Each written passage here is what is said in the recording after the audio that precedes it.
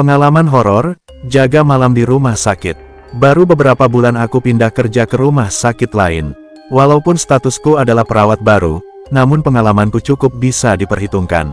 Aku telah bekerja di 5 rumah sakit sebelumnya, namun ini adalah pengalaman hororku yang pertama. Saat shift malam jumlah perawat yang jaga tidak akan sebanyak jumlah perawat saat siang hari. Malam itu kami hanya bertiga untuk memegang satu ruangan, sehingga kami akan lebih sering bolak-balik ke ruangan pasien jika ada yang memerlukan bantuan kami. Tet, bunyi bel dari ruangan pasien. Mendengar bel itu, temanku segera bergegas menuju ruangan rawat inap. Kebetulan jalan dari ruangan jaga menuju ruangan rawat inap harus melewati lorong yang terdapat sebuah ruangan kosong yang gosipnya cukup horor. Ruangan kosong itu berfungsi untuk gudang sementara. Menurut desas-desus yang ada, jika malam, ruangan itu harus ditutup dan saya sendiri tidak mengerti mengapa harus begitu. Ketika berjalan menyusuri lorong, temanku melewati ruangan kosong itu dan kebetulan pintunya tidak tertutup. Ruangan itu sangat terang, mungkin cleaning service lupa menutup dan mematikan lampunya. Saat temanku melewatinya, ia menoleh ke dalam ruangan itu dan melihat ada sebuah kursi kosong yang depannya menghadap ke jendela.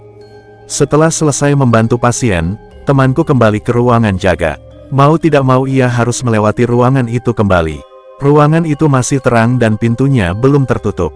Saat melewati ruangan itu ia kembali menoleh ke dalam ruangan itu, dan seketika itu ia merinding dan sangat ketakutan karena kursi yang dilihatnya tadi ujungnya telah berubah menghadap ke arah pintu. Cleaning service sudah pulang semua saat itu, jadi tidak akan ada orang yang masuk ke ruangan itu. Temanku berlari sekencang-kencangnya ke ruangan jaga dan wajahnya cukup ketakutan saat bertemu kami. Kami hanya tertawa saat itu, termasuk aku, karena kurang percaya dengan cerita horor temanku itu. Saat sedang mengobrol hal lain, tiba-tiba, tet, suara bel berbunyi. Kini giliranku yang harus menangani pasien.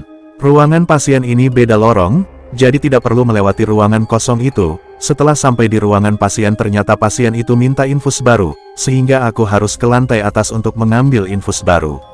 Saat berjalan menuju lift, dari jauh aku melihat dengan jelas ada seorang staf pantry yang membawa nampan beserta makanannya masuk ke lift. Aku sempat berlari untuk mengejar lift itu, namun terlambat karena sudah tertutup. Ah nunggu dong, gumamku saat itu. Sempat menunggu dan tak sengaja mataku menoleh ke display panel.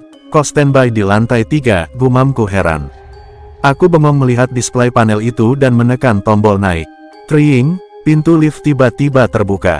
Kemana staf pantry tadi ya, gumamku dalam hati. Aku masuk ke dalam lift dengan wajah bengong dan menuju lantai 4.